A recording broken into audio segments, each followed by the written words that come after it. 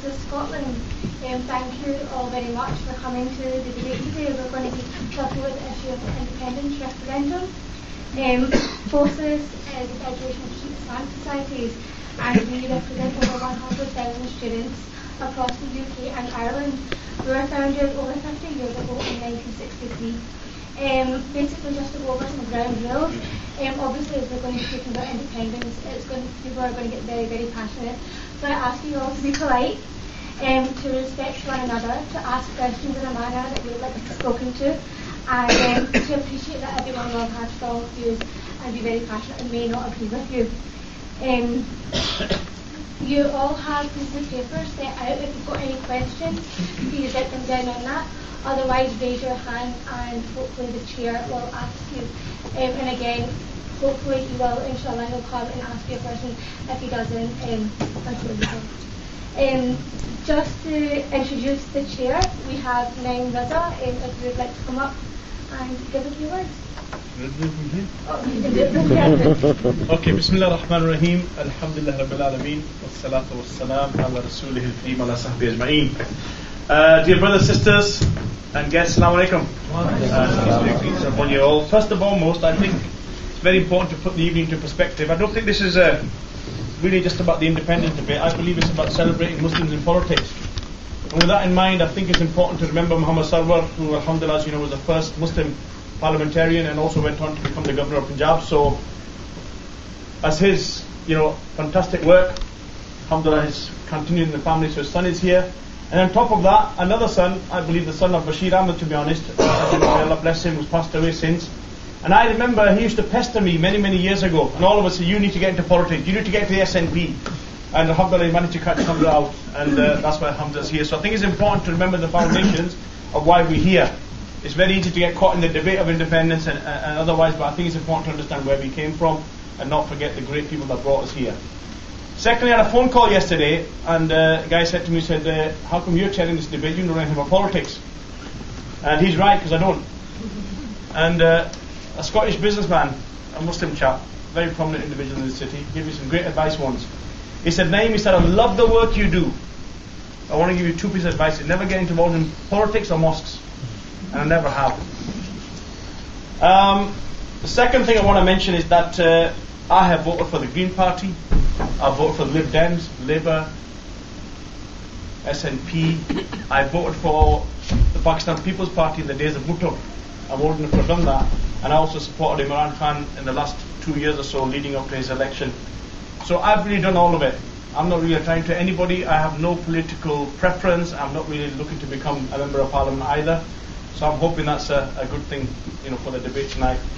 And the last thing I want to mention, I've just got back into the country from down south. It's a different country now, isn't it? But yeah, I live in London. I work in London. If it wasn't for the opportunity to work in London, I wouldn't have paid my mortgage off. But alhamdulillah, home is still Scotland. My family still lives here. So, I'm kind of torn between the two places. I think I'm quite representative of the debate itself. So those are the kind of first preparation. And talking about preparation, I haven't made any preparation for tonight whatsoever. To be very frank. Because for me, I think it should be a very fluid debate. I haven't researched what these guys are all about. So that's up to you to do this evening. Okay? Do you want to find out how many people are here from Glasgow? Put your hand up. Anybody from Edinburgh? Anywhere else? Anywhere else from Scotland? Kirkcaldy and Fife. Kirkcaldy. Livingston. Anywhere else? Auburn. Any English?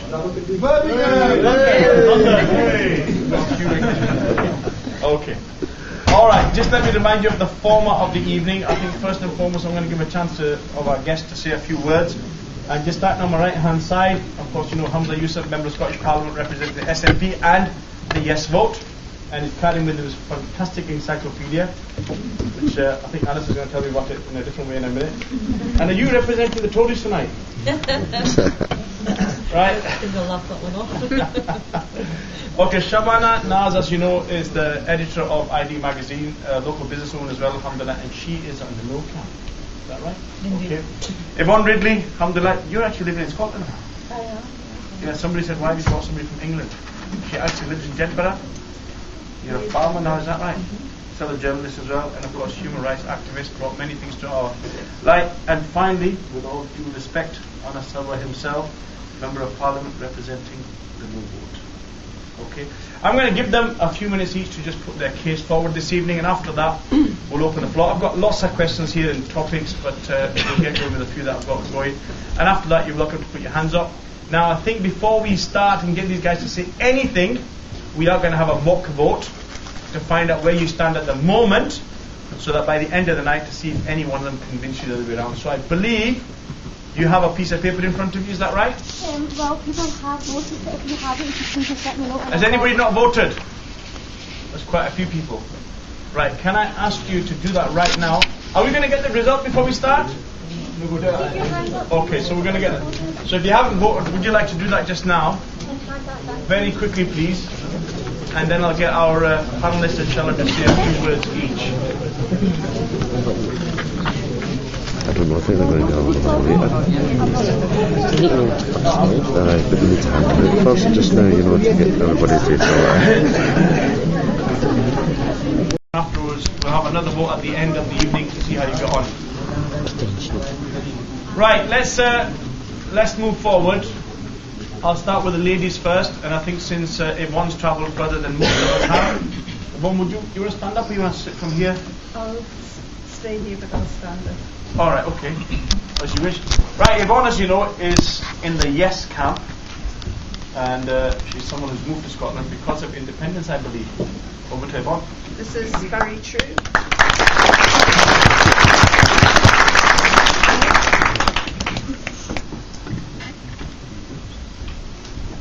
Right, brothers, sisters, comrades, salam alaikum. As you can tell from my accent, I'm not from this side of the border. I'm a Geordie, I'm from the tribal areas. So while I wasn't born in Scotland, I did choose to come and live here.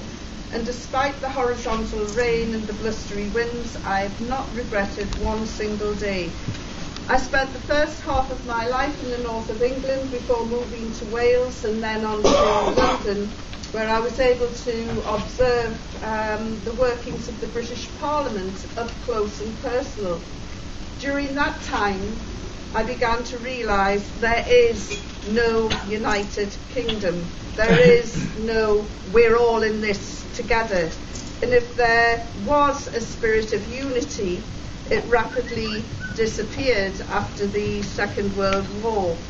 The truth is, Scots and Northerners are treated with utter contempt, and if you want the proof, I would point to the coal mining industry, the dock workers, the shipbuilding industry, the dissemination of the iron and steel works, the mills, the car industry, and other heavy engineering works.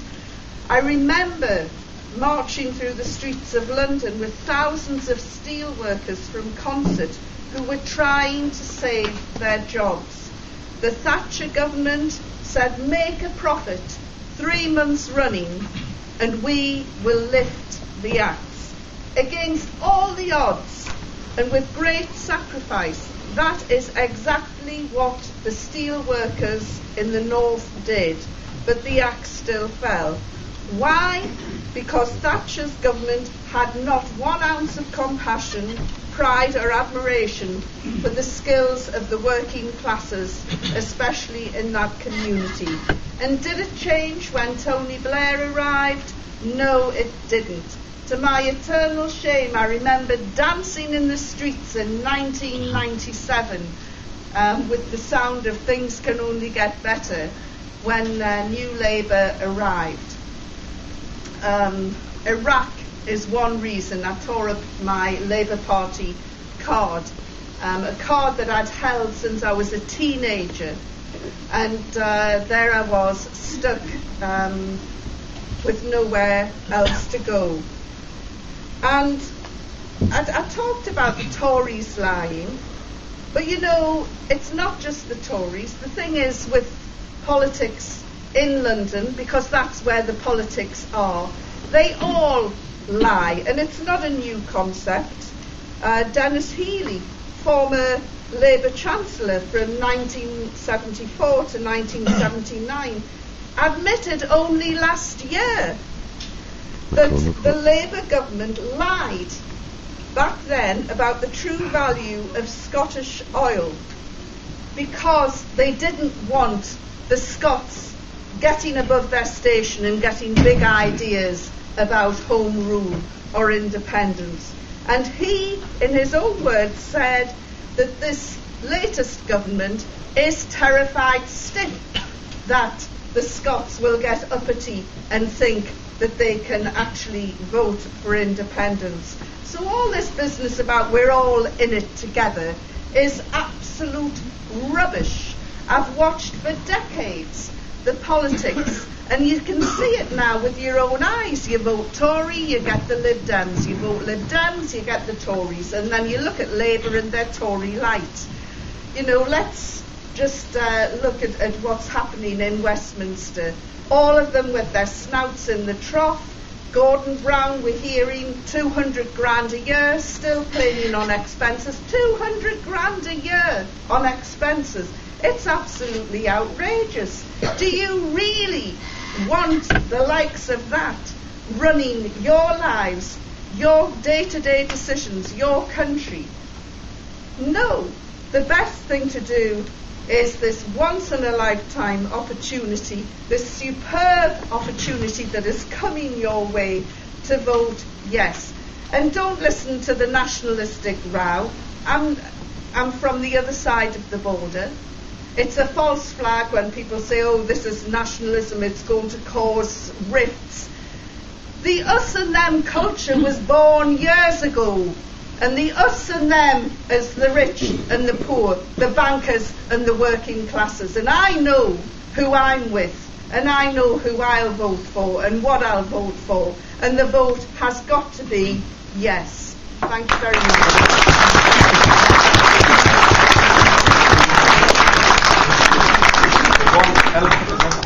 Thank you. Shabana, do you want to stand up or you want to sit down? Well, I'll do something completely different and I'll stay seated. Just next to you. Thank you so much. She hasn't started yet. As mentioned, I am Shabana Naz. I'm here representing the no side of the argument today. I come from a media background. So I'm keeping my eye on what's happening in and around Scotland, and as we come closer to the crunch, I'm here to be convinced by my dear friends if it's really the right way to go. Is it unnecessary, or indeed unnecessary as far as I'm concerned? Is it an unnecessary divorce? Because what concerns me today, and this is a question that I put to them today as well, what concerns me is the country itself, Scotland, Scotland's economy, our education system, the welfare situation, all of these things, what's going to actually happen, these things that make Scotland, indeed make our lives what it is today. How is this going to affect us, the real people? I'm here as a real person, I'm not a politician, I don't have the facts and the figures. I'm going to leave it to these gentlemen today to give you, the fancy figures and all the rest of it. I'm here to ask the questions that indeed people are asking every day. What does it really, really mean? And is it really, really necessary? How is it going to benefit Scotland to be separate? I indeed know where my vote is going. My vote is no. Thank you. Very to the point. HUMZA, would you like to take the stand?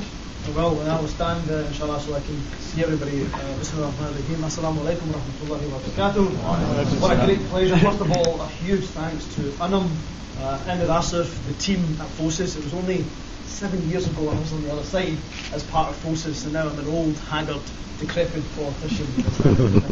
That was your cue to say no, you're not. we obviously agree. Yeah, my sincere thanks to all of you for putting on the debate, because organising something like this is not particularly easy, and dealing with politicians is not always easy. So thank you for the effort. So why don't we show a round of applause for the team FOSIS? So I thought I'll take my opening remarks in 3 sections. First of all, what independence is, because there's a lot of myth about what independence is and what independence is. First of all, let me say, without any shadow of a doubt, that just because Baji Shabana, by ANAS, anybody else is on the no camp, I don't for one single minute doubt their commitment to Scotland, to to the country, the love of the country, and that they want to do what's best for this country. Now, we disagree how we do that, but I don't for a minute doubt their intention, because independence is not about being a nationalist. It's not about waving a flag. It's not about wearing a kilt. It's not about eating haggis or shortbread. In fact, those are all things I quite like to do, but now sometimes at the same time. But that is not is what independence is about. Independence is about much, much more. Add a sentence or in a sentence. Independence is simply the idea that nobody is better placed to make decisions about Scotland than those who live and reside in Scotland. It doesn't matter if you're Pakistani Scot, Irish Scot, Polish Scot, German Scot, English Scot, Irish, anything. It doesn't matter. If you live here, your children are here, your grandchildren are here, then you are better placed to make decisions about this country's future. The second point I wanted to make is what people ask, as Badi Shabana mentioned in her remarks. Could Scotland be independent? Could we? Can we survive? I get it asked on the doorstep all the time. Very legitimate and good question. My answer is read what's in the paper. Read the facts and the figures. Don't believe what I've got to say about it. Okay, we produced, that's the reason why I've got it, we produced 670 pages, not a few pages, not a couple of pages, 670 pages on what Scotland's future will be. And there, every single figure that's mentioned is footnoted, and you can find the source of where that figure is. And all the encyclopedic, all the figures that are in there, actually the majority of them are taken from UK government figures. And what do they tell you? It tells you that Scotland is 8.4% of the UK population. We gave to the Chancellor of the Exchequer 9.9% in terms of tax. So we pay more than our population share. And we receive less in spending than we give to the UK government. Now you might say, well, HUMZA, you're taking one figure. Actually, if you take the last 32 years, page 77, they'll take the last 32 years. We have produced more in tax, raised more in tax in Scotland than the rest of the UK as a average. 24 billion barrels of oil. Not a drop, but 24 billion barrels of oil. The first 40 years wasted by the UK government, whereas Norway, not distant from here, managed to invest in an oil fund which is now worth 500 billion. 25% of Europe's wind energy potential based here in Scotland. 50% of every single marine device for tidal wave is based in the coastal waters of Scotland. 5 of the world's top 200 universities based here in Scotland. More than any other country of our size in the world. And then there's our history, our people, the greatest asset Scotland has. From the days of gone by, from great inventors and innovators that created the television, the telephone, tarmac, pneumatic tyre, steam engine, tubular steel, right to the days of modern day and age, where we had the first living organism cloned here in Scotland. Scotland, they had to be sheep. Anyway, Dolly the sheep, remember Dolly the sheep. And even to today's day and age, with Grand Theft Auto 5, video gaming sector. So people are great. And the last point, the final point to make, is just because we can, should we? Because honestly, I could probably drive my car with my feet, but that's probably something I shouldn't do. Just because I can do it, should I do it? And the answer to the question is yes, you should. You must. And the reason for that is because above anything else, it is a democratic argument. For more than half the years since the Second World War, Scotland has had governments that we never elected. That means we've had governments, i.e. the Conservatives, that were elected that made decisions over our welfare, over our tax, over our businesses, over our education. For more than half that time, what other country in the world would accept another government to make decisions for it? And so we have in this, and I'm sure we'll talk during the debate, 670 pages of how we would transform Scotland from its welfare system to its childcare, creating jobs and employment. And all you'll hear from the other side, I guarantee you now, all you will hear from the other side is negativity, scaremongering, not a single positive argument about why we should stay in the Union. And actually you won't hear one single idea. All you'll hear are sound bites, excuse me, that we're better together, or we've got the best of both worlds. I guarantee you'll hear those ones. And better together. You go 2 miles from here, just 2 miles from here, where I was last weekend, where I not only distributed food in one food bank, but 2 food banks. You ask them, the people who came for the tins, not for children in Africa or Pakistan, but right here on our doorstep, you ask them if you're better or we're better together. You go and ask the mothers and the daughters mothers and fathers who sent their sons and daughters to die in a war that we were opposed to. You ask them if we're better together. You ask the woman who's been saving up her pension for 40 years and that pension is now decimated and worth nothing. You ask her if she's better together. You ask the disabled person, 85,000 disabled people in Scotland threatened under the bedroom tax, a tax we didn't vote for. You ask them if we're better together. So, ladies and gentlemen, the hand of history is upon our shoulders. This is the most important vote any single one of us will cast on the 18th of September. I believe that Scotland can, and I believe we should. But the power lies with every single one. I don't want to wake up on the 19th of September and think for my children, my great-grandchildren to come, those future generations, that I made the wrong decision. Because I believe Scotland is a great nation, a fantastic nation, but it is a capable nation that can make its own decisions. Thank you very much.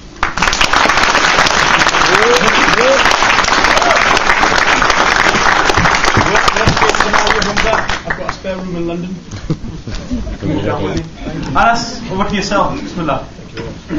Bismillah ar-Rahman ar-Rahim. Assalamu alaikum. I'm going to start by joining HUMZA and saying a massive thank you to Anam and all the team of FOSIS for putting together this debate. I hope you can all join us in showing us their appreciation.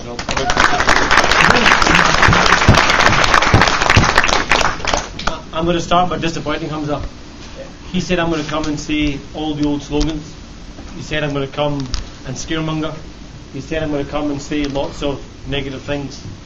I'm sorry to disappoint. I'm not. He said that, and then he talked about food banks. He talked about poverty. He talked about war. He talked about people not getting adequate pay. That doesn't sound very positive to me. You know what? I believe in an idea bigger than independence, and that's the pooling and sharing of resources across the UK for the benefit of everyone in the UK. I think it's a strength, not a weakness, that you have someone who's a worker in Glasgow who helps support someone who's unemployed in Cardiff. I think it's a strength, not a weakness, that you have a worker in London who supports someone with a disability in Aberdeen. That's the strength of the United Kingdom. We come together, we look after each other, and we stand shoulder to shoulder with each other. Throughout history, whenever we have seen big challenges, we have never run away. Everyone quite rightly brought up the Thatcher years and the steel workers. I tell you what was different then. You didn't have steel workers in Scotland saying, you know what, if you're in England, you're on your own. Fight your own fight. We're going to walk away and do it ourselves. No, they didn't. Even in the worst years of Thatcher, we stood shoulder to shoulder with those workers in other parts of the United Kingdom and said, our fight is your fight. Our future is your future, and we will work with you to get rid of a wrong government that is undermining your life and your family's opportunity, and instead we'll get real change that will affect your life for the better. Post the World War, when we had the vested interests trying to stop the creation of a national health service, when you had people's lives being decimated because they had nowhere to turn, where they had to decide that they had money in their pocket before they could get the treatment, we didn't say let's just have an NHS in Scotland. We came together, we campaigned for, we thought of, and we delivered an NHS for everyone right across the United Kingdom. When you didn't have any support for any individual if they went out of work or they were in low pay, we didn't just say let's just have a welfare state in Scotland. We came together right across the United Kingdom.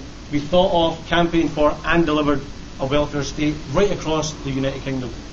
And when some people were being paid as little as £1 or £2 an hour, just as short ago as 15, 20 years ago, we didn't just say let's just have a minimum wage in Scotland. We came together, we thought of, we campaigned for, and we delivered a national minimum wage right across the whole United Kingdom, so everyone could bear the fruits of their labour and have a decent pay to make sure they could help get their family out of poverty and into work. That's just 3 examples of things we have done together as a country, and I'm not for a second going to pretend that we still don't have challenges today. The reality is we have huge challenges, not challenges just here in Scotland, but challenges right across the United Kingdom and right across the world. I came into politics because I didn't want to fight poverty just in Glasgow, or indeed in Scotland, or indeed in the UK, but actually fight poverty right around the world. The best example of the pooling and sharing of resources argument is the Department for International Development. headquartered right here in Scotland, in East Kilbride, employing almost 600 members of staff who decide aid programmes right around the world. We pool and share our money right across the United Kingdom to spend from that one office £10.7 billion to lift hundreds of thousands of people out of poverty every single year and save hundreds of thousands of lives. And the second largest recipient of that aid money, none other than our own mother country of Pakistan, or mother country for many of us, Pakistan. That's the positive advantage of being part of the UK and that pooling and sharing of resources argument. Now, what's democracy all about? I want to share with you just one story of my own. In 1945, my grandfather arrived in the UK looking to make a better life for himself and his family. He arrived in the south of England and travelled north to a small seaside village in the northeast of Scotland called Lossiemouth. Some of you might have heard of it. I know one person in the audience has heard of it. And actually my story is similar to many people in this room. He came here because he wanted to create a better life for himself and his family, to get some money and send it back. But instead he fell in love with Scotland and brought his own family here. And the reason why I tell that story is because that is what shaped my politics. I am by my very design an internationalist, a socialist and a democrat. And that is why, working with people right across the United Kingdom, I want to change lives, not just in Scotland, but actually right around the world as well. Thank you.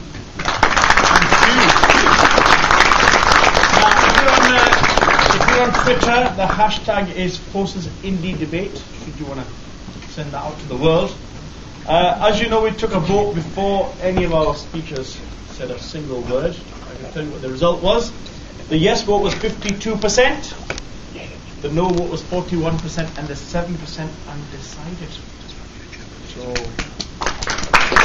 I can't answer. I'm hoping that we can convince a few people to swing one way or the other. Now, I think we have got a lot of questions, I think, in the audience. I've got a few written down here, but I'm going to start off with myself. Is anybody else here who works in England or gets business from there quite often but lives in Scotland? I know Zubair does here for a fact, so there's a few people. Let me start off with HUMZA. HUMZA, you know, I've been working in the UK, as in England particularly, for the last 5 years. I've made enough money to pay my mortgage off, and plus, alhamdulillah, bought a nice little car, just bought a nice ready plate and all the rest of it. Can you tell me, should it be a yes vote, what's going to happen to people like me who are, you know, good living down there, and we have to come back here and pick up the scraps? Okay, what's going to happen? Okay, thank you for that. I don't know if I can see everybody. You guys should be standing. That screen can't be moved, so maybe I'll just stand because I can't see people behind. So what would happen if you're working sometimes in England and then you come up and you have your family based in Scotland? Well, already Scotland controls some elements of taxation. So we control in Scotland, this is one of the arguments from the credits actually, we only control 7% of tax raising power. At best, with the proposals that the Labour Party are touting, that'll be up to about 20%. But you're talking about 7% income tax, 3 pence in the pound. So already there exists laws about double taxation, so you can't be double taxed. And in fact, the UK government, in terms of the European Union and others, have signed up to international treaties on double taxation. So you wouldn't have double taxation. There would be no element at all of double taxation. In fact, what we said is we want to create a tax environment. In fact, if any of you are in a small business or you're self-employed, you will know what an utter mess the UK government tax system is. How many forms you have to fill out, how many different people you have to talk to, how you can even get an answer off them, and then usually they get it wrong and they send you a slip that says, well, here's a rebate, by the way, here's where you messed up. So what we would do in Scotland is we have our own revenue and tax authority that's already being set up, actually. We have our own revenue and tax authority which would collect taxes but have a more streamlined system for taxation. And so you wouldn't be double taxed. In fact, you could choose, depending on your residency, where you're going to be domiciled, and I suppose you would do it where you would get the best tax deal, no doubt. But you would do that, you would have no bearing on double taxation, just as you would give it to. ANAS, convince me to... HUMZA at the end gave the game away when he said you'll be able to choose. This is the exact point about the pooling and sharing of resources argument. He said you will be able to choose where it's best to go based on your tax. Competition across the UK based on your tax receipt. Competition that could mean workers either fleeing or coming here, a race to the bottom on taxation, meaning who loses out? The taxman loses out, and if the taxman loses out, who loses out? public services, because public spending goes down, tax receipts fall. What gets cut? Your public services, your NHS, your school, your nurses, your teachers, your hospitals. That doesn't make sense to me. Why should NIME have to make that decision? At the moment, we have free movement right across the UK. I'm not going to get into border controls, but if you do have different immigration systems, border controls becomes an issue.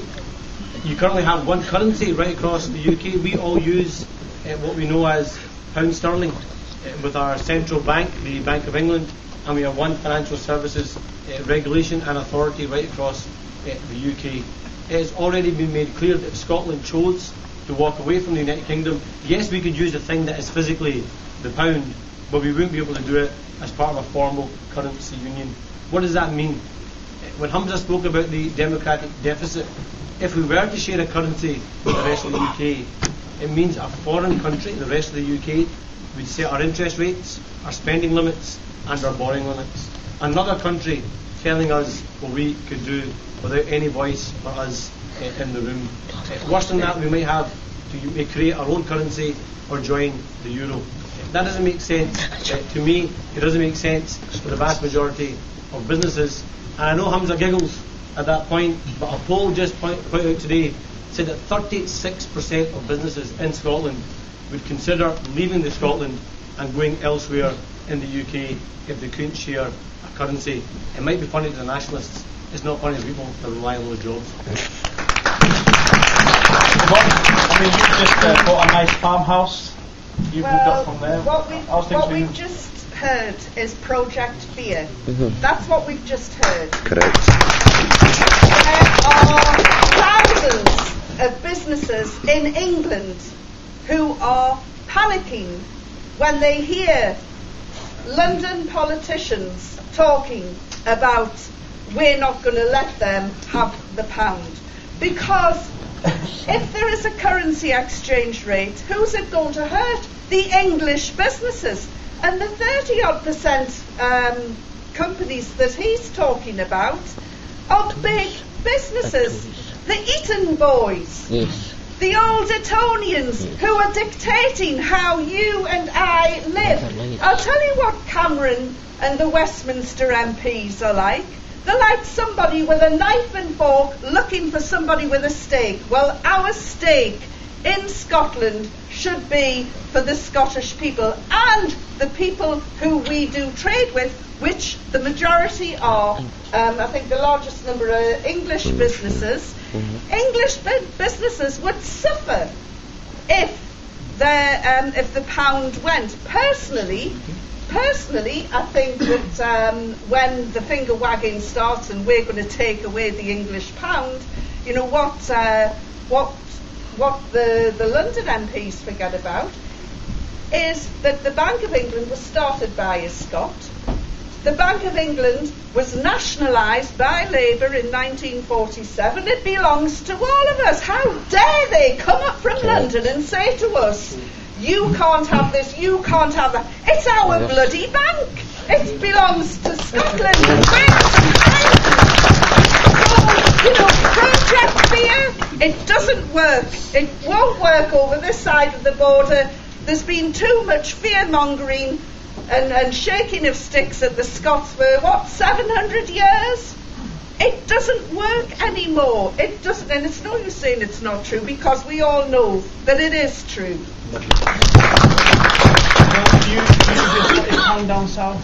Well, it's a good thing I don't go down south very often. I mean, you're obviously in business as well. How's it going to affect your business one way or the other? Let me come back to one point that Yvonne's actually made.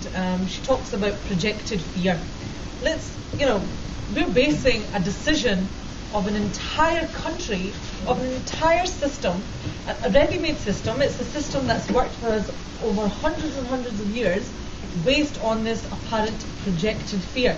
Now, it's a fundamental question. There's nothing wrong with asking what is going to happen to our interest rates, what's going to happen to our mortgage interest rates, which once again is being regulated by the Bank of England. Joining the euro, that's a major question. Your entire rates, your entire business, whether it's your personal life, everything is going to be based around this projected fear that we apparently are scaring people with. Now, you know, someone like me, I am a normal person, normal background, normal income, you know, every penny counts, whether it's my mortgage, whether it's my taxes, whether it's the food that comes to the table, every penny is counted, and we regulate our lives around it. This apparent projected fear, it is, as far as I'm concerned, a very legitimate fear. After so many years, and people who are living lives, you know, you've got all these students who, you know, who are depending on their outcome of their education for a better future. What's going to happen to their fees? What's going to happen to all the system that we have currently? These are legitimate questions. This is not about scaremongering or fearing people into thinking one way or another. Everyone is completely entitled to put their opinion and, you know, have a serious think about what's happening. But really, is this necessary? What is going to happen to us? It's a legitimate question. Answer the question: what is going to happen to us if Scotland and England separate tomorrow? What's going to happen to all these? Lovely. I think we'll come on to that in a minute. I think these guys are pretty warmed up now. Yep. So let's get you guys warmed up. Put your hand up and give us your name, where you're from, and what you do for a living. See him over there first hand. Yeah, you. Yeah. Nassim Malik. I'm from Glasgow and I'm involved in financial services and mortgage. Lovely. My time. What HUMZA wants to say. My question is directed at the monetary union, which has been quite a lot of talk in the recent past. If and when we are become independent on the 18th of September, which I believe we will, my question is directed at ANAS first.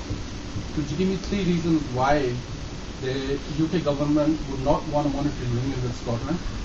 And then HUMZA, would you give us 3 reasons why the Scotland government would want a monetary union with UK? Lovely. Go on then. I'm glad that question is asked because it gives me an opportunity to respond to some of Yvonne's points. The reality is, see if you're on a low income, particularly if you're on a low income and you're earning your money or you're getting your pensions paid in a certain currency or you're getting your benefits paid in a certain currency, what you need is truth, not anger. What you need is truth, not heat. What you need is facts, not fiction. Because this is far too important to people's lives to be able to just shout down and say it's the big boys in London that took it away. But the reality is, I'm no fan of David Cameron. My number one priority is to make David Cameron the next unemployment system. That's the reality. Everything that I'm in for politics for is against the Conservatives and what they stand for. But the reality is this, is at the moment we have a single market right across the UK. Our biggest business partner is the rest of the UK, not our biggest business competitor. 66% of all the things that Scotland sells is to the rest of the UK. We trade more with the rest of the UK than the rest of the world combined. And that's why it makes sense to keep a strong single market, not to go into competition with those people. Why we want to turn our biggest business partner into our biggest business competitor. And the reason why the monetary union, or the currency union more accurately, wouldn't work is take 3 examples. One is the EU. The EU has shown us that actually greater political integration is required, not less political integration. Take the lesson of the EU. That's why currency unions don't work. The second one is the democratic deficit. Real democratic deficit on offer is, if you have a currency union, you will have the rest of the UK dictating our economic policy or our macroeconomic policy around our interest rates, our spending limits and our borrowing limits, which impacts on your car loans, your mortgages or your wages or your pensions or your benefits. And are we really saying when big decisions are taken about Scotland's future, we don't want any Scots in the room when the decisions are being taken? I don't think that makes sense. And yes, the Bank of England is independent in inverted commas in 1997, but if you actually read what that independence entails, the money, the Bank of England has no money. It's the Treasury's money. Its remit is written by the Treasury. Its parameters it works in is written by the Treasury. The Treasury of the rest of the UK, if Scotland was to choose to walk away. And that would make sense for us as a country. That's why it makes sense to have the strength of the single UK market, not be in competition with our neighbours, but actually see them as friends and allies and colleagues that we can help grow and be successful with. I share HUMZA's ambition for Scotland. I do think the Scottish people are creative enough, intelligent enough, innovative enough to be successful in the United Kingdom. Why do we need to walk away? Lovely. I wanted to pick up on the currency earlier, but I think your question looks really thrown at you as well. So he asked three reasons. Well, first of all, let me say the positive case for union fell apart very quickly. It took ANAS all of 37 seconds and 17 milliseconds to mention borders, currency, and the euro. You may as well stood up and gone boo. People got frightened by it because these are the things that people try to say. These bogey words that they put in there to create doubt, to create fear. So three reasons. Now remember, you're talking about the context of if the Scottish people vote yes. So if they vote yes, when the decision is made and 51% plus vote yes, what would the outcome be in terms of monetary? Now let's face it. Although I'm a normal person, I'm a politician. I agree, a politician, of course, and ANAS is a politician. So we have our lines and they have their lines, and let's face it, politicians are going to say what politicians say. So let's leave it to you and the audience, normal people. You imagine there's a yes vote on the 18th of September this year, and you were the Chancellor of the Exchequer. That's a scary thought because you have to become a Tory. But for just a minute, indulge me and imagine you were the Chancellor of the Exchequer, and the people of Scotland have voted yes. Your number one priority, bar none, is to protect the City of London. What's in the best interest of the City of London and the rest of the UK, but primarily the City of London, what's in the best interest? And so the three reasons are this.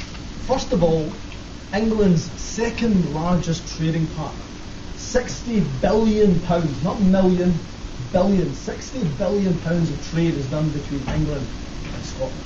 At a stroke, if they didn't form a currency union, they would what would they do? They would add a transaction tax to every single one of those businesses that does business in Scotland. The second reason, the second reason is that Scotland sends down through its oil and gas and through its exports, it sends down to the Chancellor of the Exchequer £40 billion to the balance of payment of Scotland. So at a stroke, he would wipe off £40 billion. What would that do to the pound?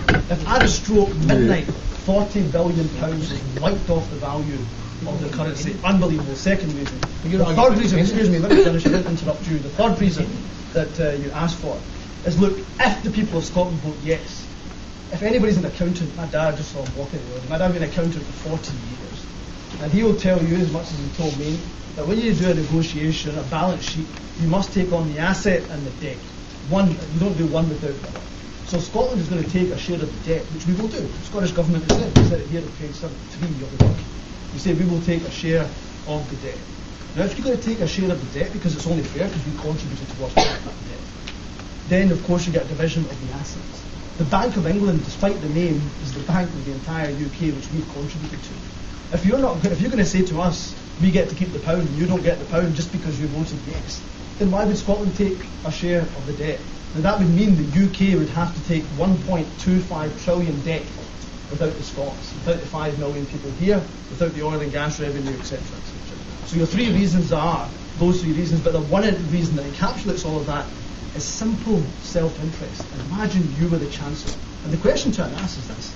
If people of Scotland vote independence, now you don't, of course, agree with that, completely understand that. That won't change in this debate or any other debate. But if the people of Scotland vote yes, you have a responsibility for your constituents. You represent the city of Glasgow. What currency would you be arguing for the rest of the UK? What currency would you be saying to George Osborne we must use without a single shadow of a doubt? Just as our independent fiscal commission was a group of Nobel Prize-winning economists like Joseph Stiglitz, like they put together different currency options. The number one, the best, was the monetary union with the rest of the UK. The question is, if Scotland becomes independent, what side will you, Danny Alexander, or Michael Moore, or Astor Carmichael will be on? You guys will also be on the side, undoubtedly, because it makes both the sense for Scotland and the rest of the UK to have a monetary. ANAS could come back. It's funny breaking news. I want to keep the pound, that's why I want to keep the UK. No, but if there's a vote, the question is if there's a vote. The reality is I want to keep the pound, and that's why I want to keep the UK. And the reality is, the reason why I'm on the no side of the campaign is because I want what's in the best interest of the people of Scotland. And I do not think making your biggest business partner your biggest business competitor makes sense. For Scotland, you talk about what Scotland contributes. It is bizarre to suggest that the very people you want to run away from are the very people that are going to be your best friends after independence. It's bizarre to say that actually these people have never been fair to us in our history. We need independence from them, but suddenly they're going to be the most fairest people in the world the day after a Noble. It is ridiculous to suggest that. It's bizarre to say that actually we know what's in our own best interest, but we'll dictate to everybody else what's in their own interest as well. It's for the rest of the UK to decide what's in their own interest. And if you don't believe that, a poll just 2 weeks ago said that 56% of people in the rest of the UK say that they would not want a currency union with an independent Scotland. They will decide what's in their own interest. We will decide what's in our own interest, and there'll be such a thing as a negotiation between the two. Who loses out in a negotiation? What do you compromise on in a negotiation? I don't think that's a negotiation we need to have. I don't think that's a fight we need to have, because we can actually work in partnership with other people right across the UK. Can we just get, you had your hand up while the debate was going on about currency. Sorry, your name? My name is Elias. I see this.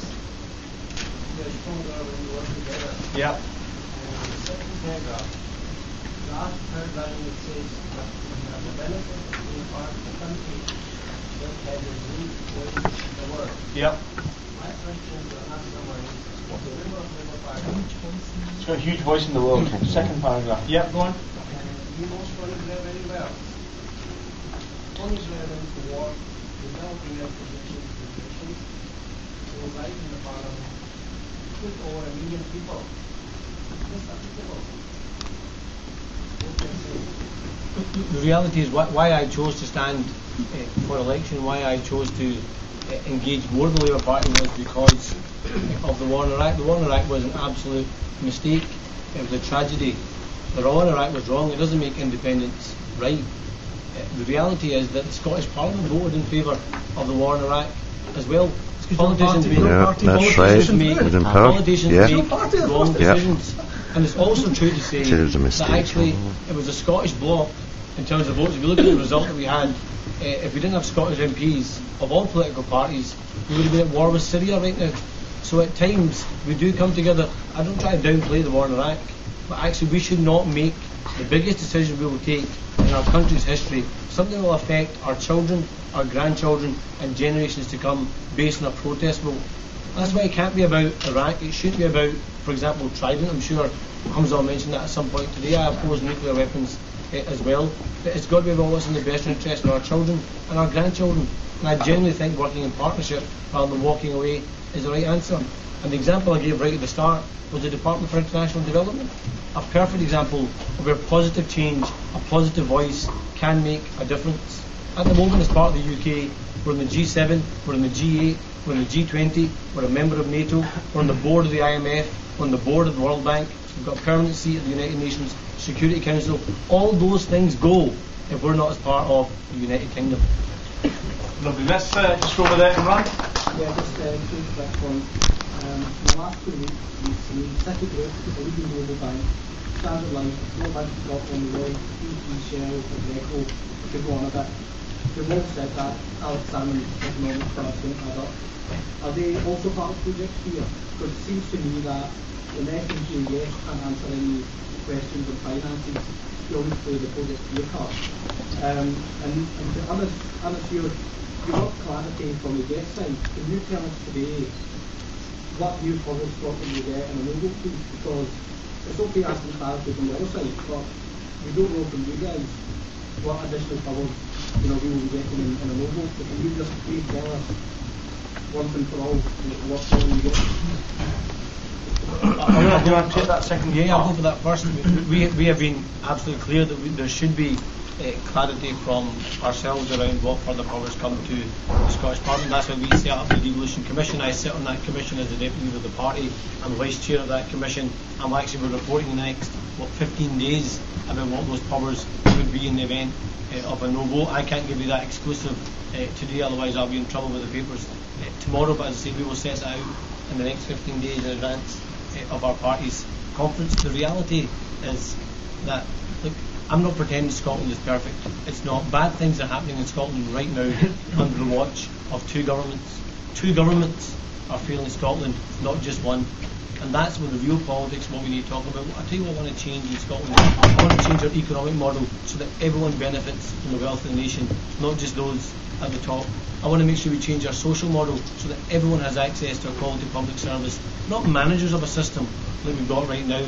We've got a government that's a campaign, not reformers, but reformers of a system. So we have an NHS model that works, and is fit for purpose in the 21st century.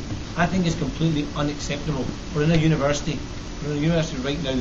I think it's completely unacceptable that in Scotland we might have free tuition, but if you're a child from a working class background, you're less likely to go to college or university if you live here than if you live in another part of the United Kingdom. That's a Scottish government failure, not a failure. I fully understand that, but what I'm saying is, when will the Scottish people hear? I've already said our party conference is on the 21st of March. We've put out a clear timetable on what the Devolution Commission will report. We will report in advance of the conference on the 21st of March. Okay. And I've been absolutely clear in my own position as the coordinator of the No campaign from the Labour Party and as the deputy leader of the party that we will set out a clear constitutional, economic and social alternative to independence. Well in advance. What I'd like to do is just get a couple of comments from each of you on the finance and currency before we move to a different subject, hopefully. One, you wanted to say something? Well, it was just to pick up on that other question about Iraq. You've said sorry. Tony Blair still hasn't apologised for Iraq, and I'm sure that 1 million Iraqi widows will take great comfort from the fact that you're saying it was a mistake. I'm sure many people in this room, like me, took to the streets. Nearly 2 million of us in the whole of the UK took to the streets. That's 1 in every 10 households were actively involved in trying to stop that war.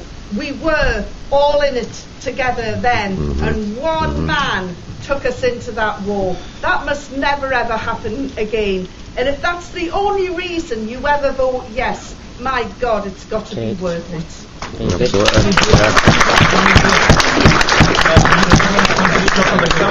Aspect at all before we go to foreign policy, that might be a nice transition into that. The only thing was something that I should have pointed out earlier in terms of the currency question. A lot of us here in this room today have some affiliation, connection, some roots in Pakistan, for example. Now, one thing I've noticed any time I've went to Pakistan, if I take a Scottish note to Pakistan, when I'm getting this money exchanged, I get a lesser rate as compared to an English note.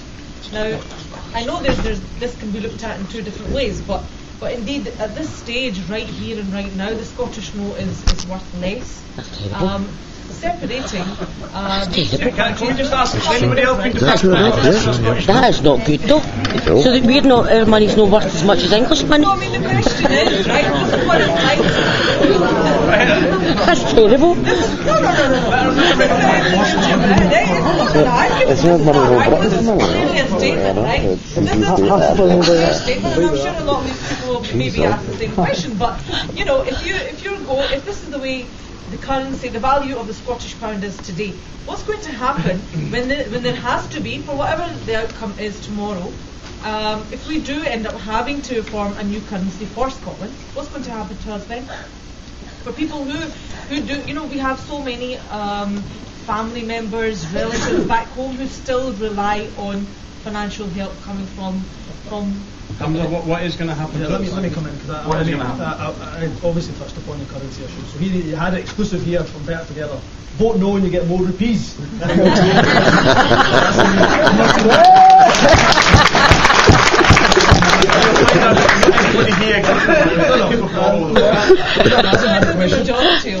Before Imran Azim, I can't allow that question about foreign policy to go without me answering. We're going to move on to foreign policy next. Well, Ilyas asked the question, so I'll answer the Ilyas question. I'll try to rebut some of what. No, it's not just about one vote. I don't doubt at all Anas's sincerity about the Iraq war. I think he was against it. It's not an issue. I wasn't talking about the Iraq war. What I'm talking about is that if you want to look at the UK's history on the world stage, you ask me, is it a history where they've made a good contribution to the world? For me, the foreign policy, especially since the Second World War, is one of hypocrisy. I mean, look at what happened not just in Iraq. Look at what happened in Egypt. Libya. Gaddafi was, of course, the pariah. And then, of course, a few weeks later, Tony Blair was canoodling in a tent with his hands on his knees trying to get oil contracts.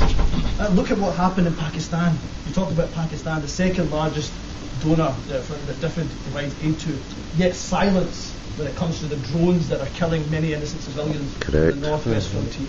That's one, not a policy, not a policy. A policy of hypocrisy when it comes to, over the years, UK foreign policy in Palestine. Look, I've been in the role for 1.5 years, alhamdulillah, Minister for External Affairs. It's the best job. I'm so lucky because it's one that I've got a great passion for. But one of the earliest jobs I had was a piece of paper that came in front of me. It said the UK is about to take a decision in the United Nations of whether or not Palestine should be given statehood, recognised as nationhood status in the United Nations. I then drafted a letter to William Hague after even consulting other party colleagues and said, look, Scotland would like you to vote yes for Palestinian statehood. You must, because if you block the democratic route for Palestine, all you leave is the extremist route. And what did the UK do? What did the UK do? It abstained from the vote. And that is its history. When it lectures with one finger, Iran must not have nuclear weapons, and is quite quiet in some other parts of the Middle East where there might be nuclear weapons.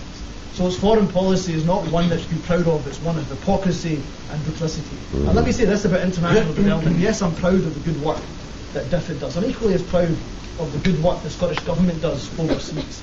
But look, this is the hypocrisy at its best. Yes, we give aid money, and that's important, but that is undermined by the fact the UK Government has sold arms, now wait for it, to Saddam Hussein, to Robert Mugabe, they've sold to Hosni Mubarak, they've sold to General Suharto, they've sold arms to the Argentinian military junta, who we then invaded, by the way, for the Falkland Islands after we gave them arms. So you're trying to tell me that our UK, we should be proud of the contribution that the UK has made in the world stage? I believe that Scotland had the decision over foreign policy that would make decisions much like countries like Ireland, like Norway, that have played roles of peace, the Oslo Accords, the Geneva Convention, Switzerland, those countries that have played a role for peace. And you say, okay, Scotland might not have the vote at the top table in the Security Council. Well, I'll tell you what, I've been in the job now a year and a half, never once has William Hague picked up the phone to me and said, what does Scotland think about this? What's your views on this? We don't have a voice in the top table. Actually, I would love Scotland to have a voice in the top table. So when it comes to points of fairness, we would vote with those who are making a positive contribution, not those who are interested in war and conflict. On that,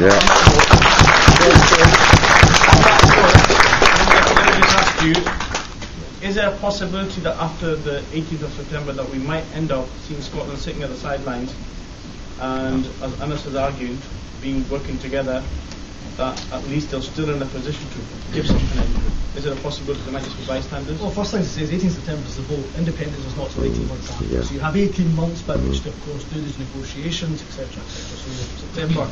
So March 2016 is your Independence Day, and we would be seated somewhere in between Saudi Arabia and Senegal. So it's done enough bit for it. I think actually, no, I think we'd have our own contribution to make just as many small countries in the world. See if you take the index of global development, which is seen as the foremost index of global development in the world. The top countries are Denmark, Norway and Sweden. All of a population around of Scotland. So I think that's what our contribution would be. Not to get in every single war, not to involve in every single conflict, but actually to make a contribution to peace. So when you say in the sidelines, we don't have any power in foreign affairs in Scotland. Yeah, we had Gordon Brown, who's the Scottish Prime Minister, whoop-de-doo. We'll get a Scottish Prime Minister and a Scottish Cabinet Minister now and again. That's not Scotland's voice. Here we have Scotland's voice in the world stage. And as I say, I would want that to be known for the contribution of peace, as opposed to the legacy of the United Kingdom over the last 50 years. 3 quick points. I want to try and stick with foreign policy. Hold on, we'll come back to you. I haven't forgotten. Good point. Yeah, I'll try to make it quick. On the, for me, the economic argument is a total side point because countries go independent to do it. Scotland can we do it? Of course. There's no real question about can we do it. 100%. The most important thing here is that Westminster, I won't sugarcoat it as a politician, is the biggest slaughterer, biggest butcher of Muslims in general non-whites, not just for the past 300 years, but to this very day. And what we see as Scotland at the moment is that you've maybe got the option to tickle people regarding Syria, and use our small voice there. But as we know from the war in Iraq, as we know from Afghanistan, politicians are fooled, lied by a massive neo-imperialist agenda that's going on, that Westminster are basically the right-hand men of. Okay, and that's not going to change anytime soon. It's not changed in the past 300 years. Okay, so as a Muslim, you might get one peace with a new vote, no vote, but I'd rather have that than blood in my hand. I'd rather have that.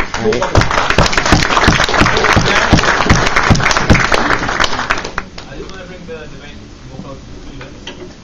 One question that I have is, how will the whole yes or no affect students? And secondly, how will it affect English students studying in Scotland in terms of tuition fees? Lovely. Let me come back to students in a minute. Point over there. I had a question about oil revenues, North Sea oil. It was according to the Financial Times and the BBC, Norway generated $40 billion worth of revenue from oil, and the UK generated $10.8 billion. So how would independent Scotland ensure that we're maximising our revenue when the only thing that's actually driving our economy? Okay, let me come back to you as well. Over here. I'm going to go back to the point about oil revenue quickly, because I'm looking at some of the figures here, and I'm sure HUMZA, you're a member of our debate on base football, which pretty much economic issues cannot be disregarded. They can't be, because it affects each individual. To take oil revenues, for example, only by the OBR, we are saying come 2016-17, we talk about a year and a half post referendum, and we're looking at revenue of 3.3 billion, and the white paper book which you have in front of you is 47.9. I'm sorry, but that's a huge black hole, which the UK with a population of 60 million can cover pretty easily, but one with 5 million will struggle. And I don't want to be in that black hole. We'll come on to and point over here. My question is about foreign policy. My name is Umar and I'm an international student. On the one hand, you're asking for the independence from the UK, and you're asking on the other hand to join the EU. What would be your influence in the EU? Because UK, United Kingdom, is also the permanent member of the UNO, the United Nations, and if they are going to wage a war, they are going to any step against the Muslim world, what would be your response to that? Because you will have to still abide by the decision that made by the UNO. And United Kingdom is having the power of. Okay, let me, ANAS, do you want to come back on foreign policy, some of the issues that we mentioned just now? What I find really interesting whenever the independence debate comes up is people try and make a referendum on the rights and wrongs of the British Empire, or the rights and wrongs of foreign policy, or the rights and wrongs of British imperialism. Let's have a bit of a truth check here. I did something when I went to visit my old man for a few days in the Punjab, and there's a pictures up in one of the rooms of every governor that's ruled the Punjab. You know what? 50% of all governors that have ruled the Punjab for the British were Scottish. Let's not try and pretend that Scotland was a victim of the British Empire or on the sidelines of the British Empire. Scotland was at the heart of the British Empire. So let's not try and make it a referendum about the rights and wrongs of the British Empire. And secondly, well, you were talking about foreign policy. You were talking about foreign policy, and you were talking about what you did as well. You talked about Iraq and Palestine. What you missed out was Kosovo. And the reason why HUMZA missed out Kosovo, because there was only one leader of a political party across the UK when hundreds of thousands of Muslims were being slaughtered in genocide, ethnic cleansing in Kosovo, that because the polls said it wasn't that popular, said actually it's an unpardonable folly and we shouldn't intervene and save the hundreds of thousands of lives in Kosovo. That was a mistake. That was a right intervention to make. That was a right intervention to make, to stop slaughter of hundreds of thousands of Muslims in Kosovo and in Bosnia. The reality is, families, the United Kingdom is a family, and that's why when Yvonne, I, HUMZA and others were protesting against the war in Iraq, see those 2 million people, there weren't 2 million Scots, it was 2 million people from right across the UK, English people, Welsh people, Irish people, Scottish people, coming together to campaign against a war that they didn't think was the right thing to do. Let's not try and pretend this is some kind of English bad people, UK bad people, Scotland good argument, because it's not. There's good people and bad people in every country, and that's why we need good people to be in elected positions, and that's why I genuinely believe working in partnership with the rest of the UK is the right thing to do. To stand shoulder to shoulder with good people in the rest of the UK is the right thing to do. To stand shoulder to shoulder with people who don't believe in war and violence across the UK is the right thing to do. I think that's a much better ideal and a much better vision and a much better politics than the politics of division of nationalism. Than the politics of division of nationalism. Unity always being stronger than walking on by on the other side. And on the point, brother, you made about the European Union, don't take HUMZA's word for it. Don't take my word for it. Don't take any politician in the UK's word for it. The President of the European Union, Barroso said that actually, yeah, but he'll be making the decision. No, he won't. He'll be voted out. He'll be September. All right, so he's retiring in so September. we're now going to take over the entire EU and dictate to over 20 countries what they should do. The President of the European Union has said it'll be extremely difficult, if not impossible, for Scotland to get automatic membership back into the European Union. He's not scaremongering. I promise you, he's not a member of the Better Together campaign. Just like when Imran Azam mentioned the 10 companies, they aren't members of the Better Together campaign or Project Fear either. And on oil, Murad asked the question about oil. Look, the truth is this: oil is, of course, a huge asset. Our oil industry is a huge asset. Our renewable industry is a huge asset. Just like the economy of London is a huge asset for us as well. But the biggest asset in our country is not our oil industry. It's not our renewables industry. It's our people. And that's why we need to invest in our people to make sure we give them the skills that they need to get on and do the jobs they can do and make our entire economy grow. And the reality about the oil fund is you can't save the money. Anyone knows this. We all know this because we've all in employment or we've got our own bank accounts. You can't save the money and spend the money. You can only do one of the two. And if you're saving the money, you're not spending on schools, you're not spending on hospitals, you're not spending on employment projects, you're spending it or keeping it in your bank account. And that's what we've done in the UK over the last how many years. Spending on public services, spending on making a difference, and there's still lots more work to do. Okay, let me move on from the foreign policy and revenue and income and tax, etc. Because I think there's a few other issues as well. Somebody brought up the students issue. So I think I'd like to bring that forward. Do you want to say something? What about our students? Can you talk on students? Yeah, but I just need to respond to some of this romantic... Because I'm a bit concerned. Shall I be very concerned? I'm concerned. I think the Muslim vote's based only on two things at the moment: foreign policy and revenue. That's what you're interested in.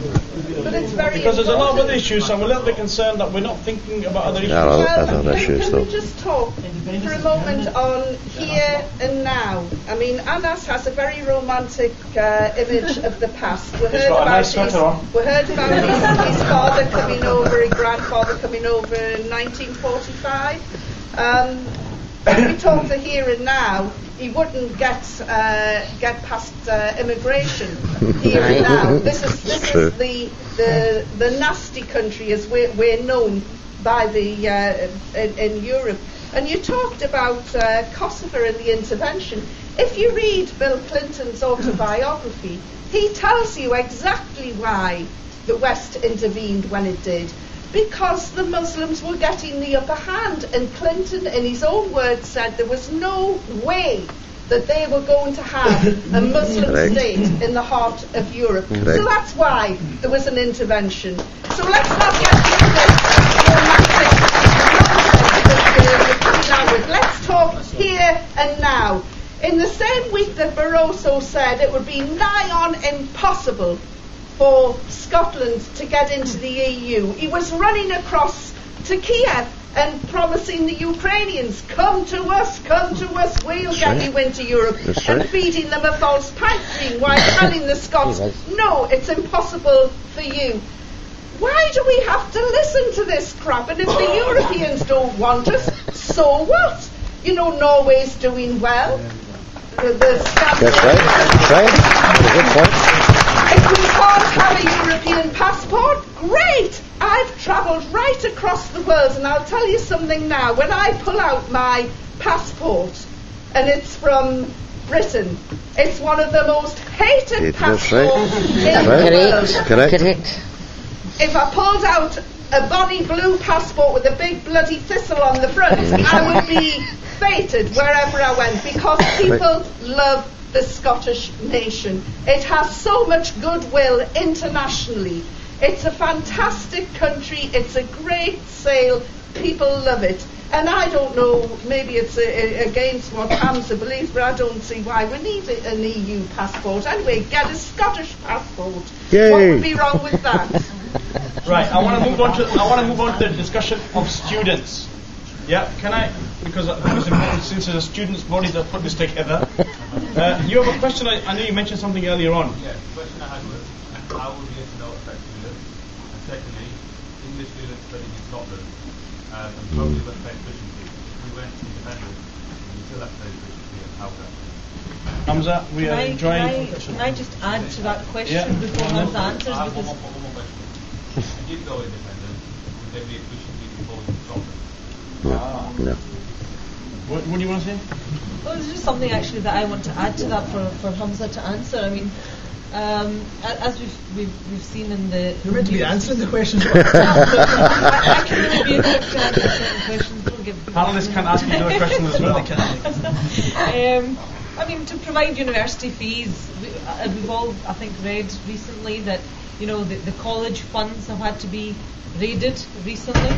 I think it's all about, my personal opinion, it's all about a social demographic issue, I think. Certainly the working class, primarily in Scotland, do attend college over university.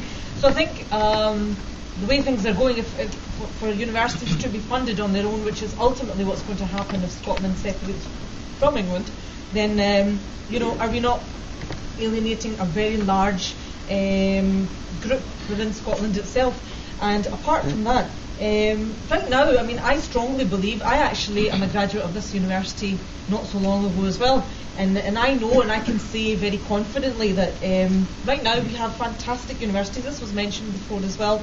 We have got great universities. We have more investment. We have good investment at the moment. These universities in Scotland, as mentioned once again before, we're amongst the top 200 per head of the population, and you know, we're thriving through with great scientists, great inventors, and they're all backed by investment from the rest of the UK, from the UK as a whole. That is the legitimate question. That's the concerning question. There's so many students in the room here at the moment. We want let me take that forward from both HUMZA and understand. So, HUMZA, what's going to happen for our students after the 18th of September? Okay, well, that's a great question. I'll try to get to it. I think it's a really good question. I appreciate you bringing it back to something. Look, when the SNP came into government, one of the first things it did was abolish any form of tuition fee.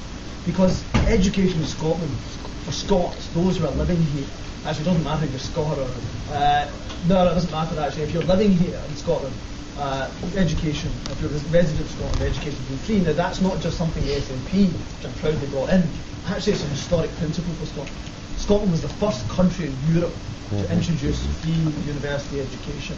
That's why people that came from a working class background can go to university. Nicola Sturgeon, the Deputy First Minister, talks very well about this actually, because she came from a working class background in Ayrshire.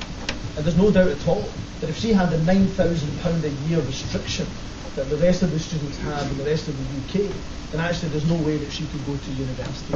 So we've said, the SNP, without a shadow of a doubt, I can't speak for other parties, or I'll question them on it, that we, without a shadow of a doubt, would retain free education for those that live in Scotland, because it's a principle that you should be spending education as a right and not a privilege for those who are here. Now, first of all, no, hold on, you've come in before, so I'll answer your question. So when it comes to other students from the rest of the UK, yes, of course, we have to fund that education. Our priority as a Scottish government is for those 5.3 million people that live in Scotland. It doesn't matter where they were born, but if this is your residence, our priority is 5.3 million. So yes, you would continue to charge the other students that come from other parts of the European Union, and that would include the rest of the UK, just like the Republic of Ireland is currently charging them to do or not to do. But look, politics, it was about one thing. It's about priorities. It is about nothing else. It's about what you choose to spend your money on. And what in Scotland we say is, look, we don't want to spend £100 billion on nuclear private missiles. want to spend 25 billion that's allowed to leave the country on on legal tax loopholes. No, we want to spend our money on free education. And actually college numbers, no, they haven't reduced massively. Actually college numbers are being guaranteed. No, not only that, in fact, no, college students have it. So this is not a race between college students and university students. Think of all of you, some of that are in university and have benefited from free education. Many of you who have children who benefited from free education. My question very simply to ANAS, he's saying throughout this debate, he said, look, I want to make David Cameron an unemployment system. Great, you're united on that one. But you say everything will be fine if the Labour Party comes into power. Everything will be great and doozy and everything will be fine. So if the people of Scotland vote no, if they vote no, what is your policy? Will you eradicate free education for students, yes or no? Simple answer, I support the principle of free education. Will you introduce fees, yes or no? HUMZA's told you two myths. No, one is, I've just said I support free education. So you won't introduce in 2016, if the Scottish Labour Party again, you won't introduce any form of tuition fee? I don't know, you must have your Weetabix this morning. I've answered the question. I've just said I support free. I've just said I support free. So you won't introduce tuition fees? I've just said I support free education. I think that kind of speaks for itself. I support free education. So that's not what your leader said, right? I think you must be taking lessons from Nicola Sturgeon's performance recently in the TV debate with the hectoring. Listen, the reality is this: is that HUMZA's told you two myths. I won't call them lies; they'll be myths. One is he said that at the moment they charge people from the rest of the EU. Actually, the rest of the people, students coming from the rest of the EU aren't charged when they come from the UK. But students that come from the rest of the UK are charged when they come to study here in Scotland. And the second one, he said that they protected college places. 140,000 college places have been lost under the SNP's watch. 140,000 less young people and actually older people who are going back to look for other skills and to get back into employment have lost their chances because of decisions taken by the Scottish Government. And he didn't answer my point earlier on. Why is it, despite us not having tuition fees, why is it that if you're from a working class background, you're less likely to go to university if you live in Scotland than if you live in another part of the United Kingdom? That is not a success of this government. That is a failure of this government. But why it ties in to the referendum debate, at the moment we have such a thing called the UK research budget, which is money that goes to universities right across the United Kingdom. That pooling and sharing of resources argument I talked about right at the start. At the moment we pool our resources as part of the UK and dish out the money as part of the UK research pot. We're 8.4% of the population. Scotland receives 15% of the UK research money to its universities. Edinburgh University alone gets more in UK research money than the whole of Wales put together. That money would not be there or be guaranteed if Scotland chose to go it alone, because that money now goes right across the UK. And the second thing is in the white paper. In the white paper it says that they'll continue to charge students from the rest of the UK, but continue not to charge students from the rest of the EU. HUMZA says they're going to be our best pals. The rest of the UK is going to be our best pal after independence. They're going to let us keep the pound. They're going to carry on the free trade. There'll be no issue of borders. We're going to be the best of pals. But you know what? We're going to discriminate with you if you come from Manchester or not from Marseille. We'll treat the kids from Manchester with tuition fees. But if you're from Marseille, no problem. You get to study here for free. I don't think that's right. I think that's wrong, and I think it's the worst of nationalism as well. On that note, yeah, go on then. I'm just wondering, both in favour of independence have mentioned that Scotland votes for one party and then another party governs. And we've heard a lot about what the SNP has done since coming into power. So is the status quo, as in devolution, not a happy medium between actual independence and Scotland getting some of its own power? Okay, we'll come back to that in a minute. Just over there at the back. I think ANAS needs to read the history when he talks about British imperialism, going back to when England took over Scotland. Thousands of Gallic speakers were killed, and they made sure that they finished the language on that. Point over here. I just wanted to sort of Does anyone here feel like a victim of the British state? Does any Scot here feel as if I feel they don't represent me. Do you feel as if there was a bloodbath? Do anyone here feel as if we were forced upon in the UK and that we're part of this British Empire, as if we're servants of the rest of the UK or England? Does anyone feel that way? We will have that Yeah. 19th September. Yes, 18. You'll be too late. 18, so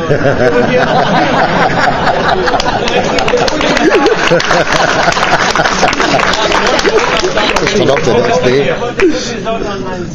Sorry, question. I just wanted to make a quick comment about something that ANAS said earlier about a debate.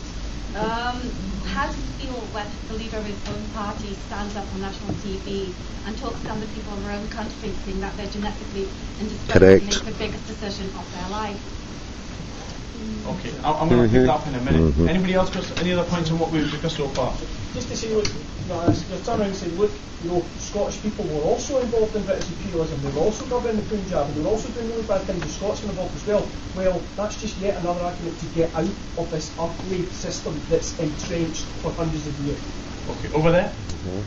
Just the tuition fees at the moment, the EU students don't have to pay to come and study in Scotland. And I've just graduated, so for us, I think students in Scotland have got a pretty good deal over the last decade or so with no tuition fees, also things like prescriptions and bus passes for the elderly. We get it quite well, we get it quite good. Now, at the moment, EU students don't have to pay, but within the member states, Wales, English and Irish students, they do have to pay. If we were to go independent, the EU says that it would be discriminating against the English students and Welsh students and Irish students because technically they're not member states anymore, as Scotland is not part of the UK. Does that not mean that we would have to charge them tuition fees? Or no, actually, does that not mean that we would have to let English students attend the universities in Scotland for free? Okay, before HUMZA does that, somebody else have there? True. You talk a lot about what after this end, you have powers to do things now, so why aren't SNP doing anything to support the case? And doing a lot, we talk about, I just think the referendum, takes the focus away from the problems in society at the moment. Okay, what I'd like to do is HUMZA very quickly on the students, and I want to move on to poverty, immigration, asylum seekers in a minute. Okay, so can we just get a last word on students? So Michael Russell, our Cabinet Secretary, has been in discussions with the European Union right now to replicate what they have in Ireland. So the Republic of Ireland, who's a member of the EU, charge students who come from the EU. They do that by doing something like a maintenance fee. They can't charge them exactly a tuition fee, but they charge them like a maintenance fee to get around it. So we are doing discussions already with the European Union to get that resolved so that, yes, you can charge European Union students because Scotland as a country historically has had free education. We want to keep free education for those who reside in Scotland. And although ANAS says his policy is free tuition, his leader has said, and you can check this, you can Google it if you want, Joanne Lamont, tuition fees. She says we have to consider tuition fees moving forward. So you'll only get tuition fees at the abolition of tuition fees if you continue to vote for the SNP, because our priority has always been that. So the discussions are going on with the European Union, and Ireland has shown how it can be done. So Scotland will also soon to replicate that. The second question was on devolution, by the way. One of the sisters asked about devolution, and that question, I know others might want to come in. And the only thing I would say to you, look, for me it's not happy medium. For me it's not. For me, I believe in democracy, and I believe that you should get the government that you vote for. Now the SNP, not everybody in Scotland voted the SNP, but there's no denying the SNP won the election in 2011, so we get an SNP government. The old joke goes that we've got more pandas in Scotland than we've got Tory MPs. Now, the point of that is a joke, but it's a serious point. I mean, what other country on earth? And you say, it's a happy medium. I'm telling you, it's not a happy medium. I just said in that opening remarks, go 2 miles from here into the east end of Glasgow. I know we're going to talk about poverty. In fact, I saw a headline this morning, which I thought for me was incredible. It was in the Sunday Herald. No paper, of course, that has come out for independence, but paper, not an SNP headline, but it talks to poverty epidemic. Another 100,000 children are going to be in poverty, and it says in the headline because of UK austerity measures. That's not a happy medium. Pensioners getting their pensions desiccated is not a happy medium. Those who are disabled getting hit by the bedroom tax is not a happy medium. So for me, I'm not happy having little bits of power here and there to tinker where I best can. And this comes to the question, I don't know if maybe you want to pick up poverty later on, which I'm happy to do. I want to but for me, now. okay, yeah, I'm happy. So that for me, that's not a happy medium whatsoever. And the sister asked, what's the SNP doing for poverty? Well, not only have we, for example, just what I want to know, HUMZA, I think, let's move the debate on because we've touched 3 or 4 main areas, but let's move on to the real issues on the ground, the practical issues that people are facing, asylum seekers, refugees, the general public, poverty, austerity measures. Can we touch on that? Are the people in Scotland actually going to get a chance to get their foot up the ladder because you guys are in charge? You can start off there, we'll go to ANAS in a minute, and the rest of the panel. Okay. Yes, because it's about you get the decisions of the government that you want to make the choices that are important to you. So if your decisions, if your choices are that you want governments to spend money on lifting out of poverty, to spend in small and medium-sized businesses, spend in youth unemployment, if that's your priorities, then that's the government you're going to get. Because Scotland didn't vote for the Tories. We didn't vote even for the Lib Dems, yet we have a coalition that is choosing to spend money on, for example, as I said, nuclear trident, on millionaires and bankers and all the rest of it. So yes, poverty is a massive, massive part of what we want to try to eradicate here in Scotland. So we do some of it with the powers that we've got. So for example, we introduced free school meals recently for primary children. But what we also talk about eradicating poverty, for example, with independence, it gives you powers to be able to do that. So our number one policy that was touted in the headline policy of this white paper was the transformative childcare that we'll be able to enact upon independence. Now you'll be able to do that so that by the end of the second term of an independent Scotland, every 1 to 4-year-old, a 5-year-old when they start school, every child will have state-provided childcare, so that mothers especially can go back into work and contribute towards the economy, help their family budgets and their family households. So you can only do some of those things with independence. You can't do them right now because you can't fund the policy because the money from the income tax is generated goes down to London. So yeah, there's plenty of that we can do right now, and we're looking to do. That's why we protect tuition fees, free prescription charges, so on and so forth. But actually, no, what we can't do is some of the transformative things, which I hope we can do with independence, because we'll have the powers, all the tax powers to control. We'll have all the powers in our hands, including immigration, which is very, very important, and which we'll be coming on to later on. But immigration powers as well. Let me take you out. ANAS, are we going to be worse off if there's a yes vote? Are people who are struggling at the moment actually going to be worse off because Scotland's resources are restricted, they're limited? My own view is that we are better off as part of the United Kingdom, and that obviously has implications on people's pay conditions and jobs and such like here who did choose to go and walk away from the rest of the United Kingdom. But I want to pick up on a point that Yvonne made about the romantic story of my grandfather. I want to just share with you one thing that my grandfather used to always say, and that was, and some of you might have heard this from your own parents, which was, Aaj ka kaam kal par mat dao. Why put off till tomorrow something that you could do today? We've got a government in Scotland focused on telling us the powers it wants, not doing things with the powers they've got. HUMZA talks about poverty. I think it's completely disgusting, disgraceful and shameful that we have a Scottish government that has cut £1 billion in anti-poverty projects by ending the ring fencing right across Scotland since 2007. £1 billion. Completely unacceptable and not right. You heard about the bedroom tax, the iniquitous bedroom tax, the hated bedroom tax, something that we oppose, something that we voted against, and something that we will abolish on week 1 of the next Labour government. We've been saying for a year in Scotland that the SNP have the power to end the consequence of the bedroom tax right now. And for a year they kept saying, no we can't, no we can't, no we can't. But then there was a Labour amendment to the budget just a few weeks ago that's ended the consequences of the bedroom tax right now in Scotland. HUMZA talks about transformative childcare. Actually, it's not transformative childcare, it's childcare to transform people's lives. That's the important point. Again, the powers that exist in Scotland right now to introduce childcare policies that can make a difference in people's lives right now in the country. And the reason why they're offering that childcare policy isn't actually to change women's lives. They're only doing it because they want to win women's votes in the referendum. And I again think that's completely unacceptable.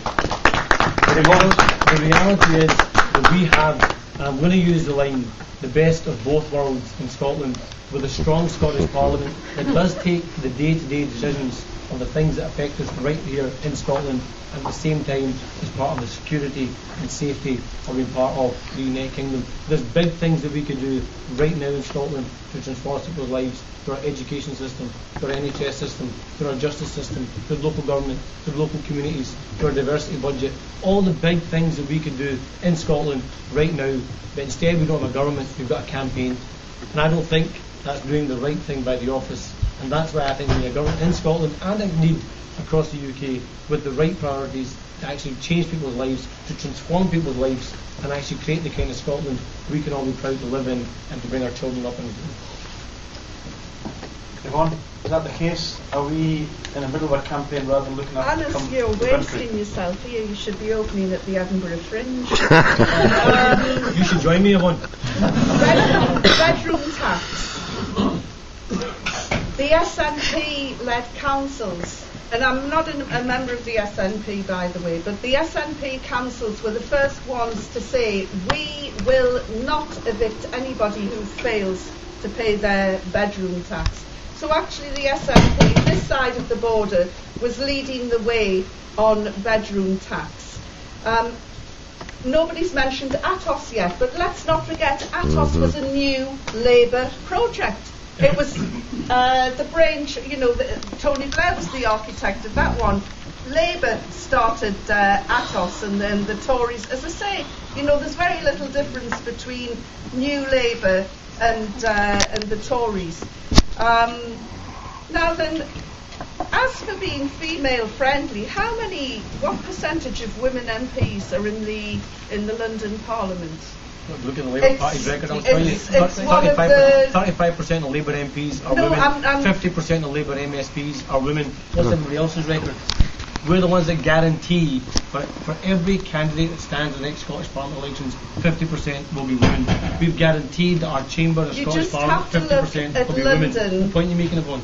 The point I'm making is the people who are ruling, who are dictating the lives here, are mainly men in grey suits. Only 22% of the... it's nothing to do with nationalism. I'm a Geordie. You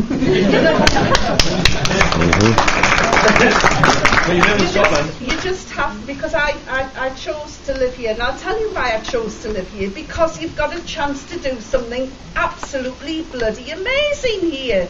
In England, in the, who went out and voted for a coalition government?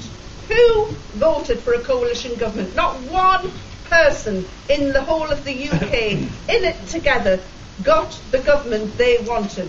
That's the sort of democracy that you've got a choice of.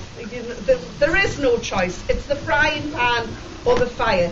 Here you have a choice to do something absolutely amazing and change your lives forever. And you don't have to stay with the SNP. They can't afford to take your votes for granted. Because if you don't like the cut of the jib, you can change. There is no change in I want to come on to that shortly in relation to what's going to happen if there's a yes or a no vote. In the UK. What I'd like to do... Scotland, the Parliament here is much more female friendly. It genuinely thinks of women voters. Women voters, we're half the population and we gave birth to the other half. But in the UK, nobody puts us as a priority. It's good to see that women's issues and childcare are becoming centre stage. And just one final point, and I will go back in history this time. I'll go back to 1975. And it was Scottish economist Gavin McCrone presented the Cabinet Office with 19 pages about the Scottish economy and how North Sea oil could have made an independent Scotland as wealthy as Switzerland. Do you know what happened to those papers? They were hidden away so Scotland couldn't find out, and that was London, and they're still lying to you. You can go it alone, you can do it.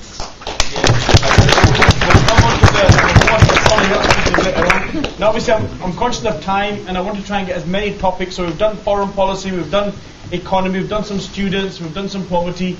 I want to go to immigration because obviously Scotland being, we're not going to know what kind of shape it's going to be in and what its status is going to be like. So anybody got a question on immigration before I throw in myself?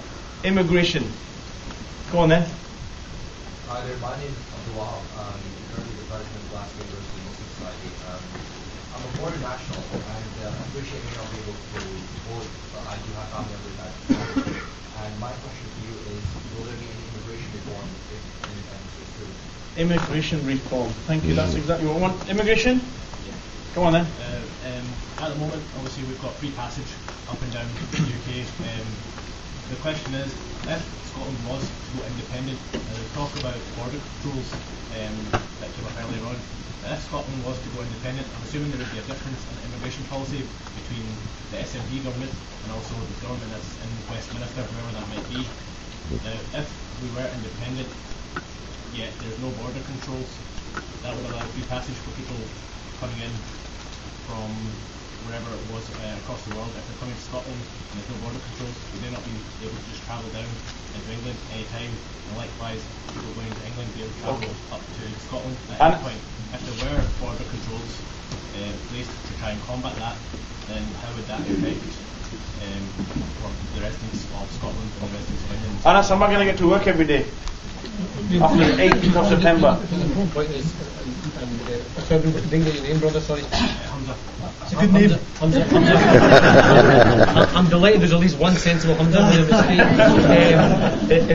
HUMZA makes a really important point, and that is, look, I don't favour border controls. I find it uncomfortable talking about border controls. I find it uncomfortable talking about any kind of draconian immigration policy at all. But the reality is that if Scotland and the rest of the UK become two independent countries of each other, and if Scotland did choose to have a different immigration policy altogether from the rest of the UK, then okay, Scotland may choose not to have a border with the rest of the UK, but it's for the rest of the UK to choose whether they want a border with Scotland as well. We can't dictate to the rest of the UK, or you can't have a border, you're not allowed to have a border. It's for them to choose. And you're absolutely right. If we have a much more lenient immigration system in Scotland, and they have a much more hardcore immigration system in the rest of the UK, that could create the demand for there being a border control between Scotland and the rest of the UK, and that implications for free movement of our citizens, has implications for free movement of our businesses in terms of college companies in particular, and also in terms of how we work and share with each other. And the other point that's really important to make in terms of immigration, at the moment we have what they call a Schengen opt-out. As part of the EU, there is free movement of citizens right across the EU. We have an opt-out from that agreement called the Schengen opt-out we have here in the UK. So if you're coming from the rest of the EU, you still have to show, fair enough, you don't need a visa, you still have to show your passport to come into the UK. If Scotland was to leave the UK and its membership of the EU was to come into question, and don't take my word for it, take President Barroso's word for it, that the membership is in question of the EU, that then means there's negotiations on that. And one of the things that could be part of that negotiation is the euro, is the Schengen opt-out. And if we did lose that Schengen opt-out as Scotland, as part of our agreement to go back in the EU, that would have a knock-on implication with the rest of the UK who have that opt-out, meaning that they might choose to have a border control. So anyone that tries to tell you it's just scaremongering, it's just fear, it's just negativity, it's because they don't have the honesty to just answer the question. Now, Yvonne, you instead of moving to Glasgow or Edinburgh, we actually moved to the border. Are you just waiting for the boat? They're not legal tender outside Glasgow, to be honest. Right, over here. Yeah, there's a hand over there. Yes, I just wanted to make a point, which was in relation to some of the rhetoric that we heard from HUMZA and Yvonne. People should know that voting in a referendum is not about voting for the Tory government to get out of power. There's a real possibility, if you read the polls, if you watch the polls, that the Labour Party will get into government in Westminster come the next session. This is not about getting the Tories out. A lot of what the criticism that we hear about what's happening in Scotland, the problems that are happening in Scotland, clearly have been directed at a Tory government. As a matter of political fact, Scotland today is a socialist country. There's a possibility that Labour will get into power in Westminster and within Scotland. So please, everybody, remember, this is not about getting the Tories out of power. Voting to stay within the Union is about voting to ensure that you have the right policies delivered by a Labour government, which looks as though it's going to get into power in Westminster come the forthcoming election. Lovely. Last one, young man over here with the white jacket on.